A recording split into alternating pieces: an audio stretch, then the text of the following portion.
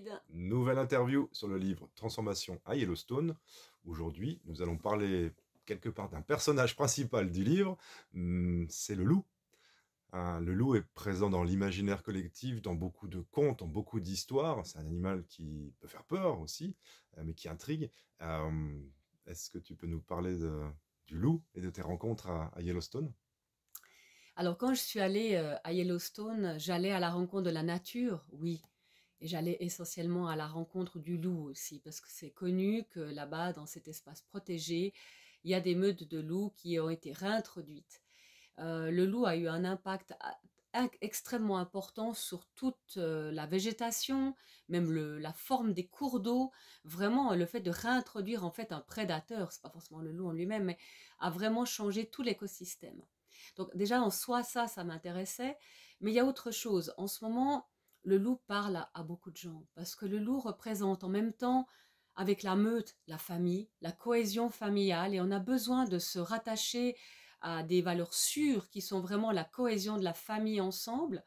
Et la meute de loups, c'est ça. Ce sont des meutes qui sont souvent assez petites, avec une hiérarchie, et aussi avec énormément d'attention et d'éducation aux jeunes. Donc ça nous parle en général. Et il y a autre chose qui parle beaucoup actuellement dans notre société, c'est la liberté. Le loup est dans des espaces extrêmement grands, il n'a pas de frontières. Même s'il y a des villages ou des espaces humanisés, ça lui fait pas peur de traverser ces espaces. Donc il y a une notion de liberté, de famille, de cohésion, de collaboration aussi, parce que chacun a son rôle finalement dans la meute. Et le loup est un bel animal, hein, et il parle beaucoup en ce moment à beaucoup de gens. C'est vraiment un animal qui fait rêver et qui nous emporte avec lui. Il y a effectivement des similitudes dans l'organisation des meutes de loups avec une organisation entre guillemets familiale. Tu parles du mâle alpha et aussi de la femelle alpha. Est-ce que tu peux nous en dire un peu plus sur la louve alpha? Alors, les termes de alpha, mâle alpha, femelle alpha ont surtout été observés en captivité. Donc, c'est des manières de faire qui sont un petit peu remises en question actuellement sur la hiérarchie et la manière de fonctionner. Néanmoins, le mâle alpha et la femelle alpha sont les loups dominants et sont les seuls qui vont être habilités à se reproduire.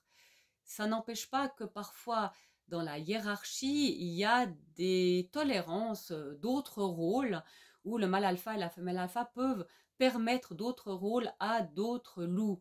Donc c'est pas aussi strict que ce qu'on a bien voulu le décrire il y a des années en arrière, et les spécialistes sont vraiment en train de remettre ça en question en ce moment. Mais c'est vraiment intéressant de voir que c'est les deux piliers finalement de la meute de loups. Mais il y a de la place pour tout le monde. Il y a de la place pour tout le monde et il y a des personnalités très différentes dans les chefs de meute qui ont été observées, notamment à Yellowstone, depuis les différentes meutes qui se sont créées et qui ont fusionné ou qui ont été évincées. Il y a vraiment des personnalités différentes qui ont été observées dans les loups et dans les chefs de meute. Merci beaucoup, Florence. Je t'en prie, c'est un plaisir, j'adore parler de ce sujet. À tout bientôt pour la À suite. bientôt!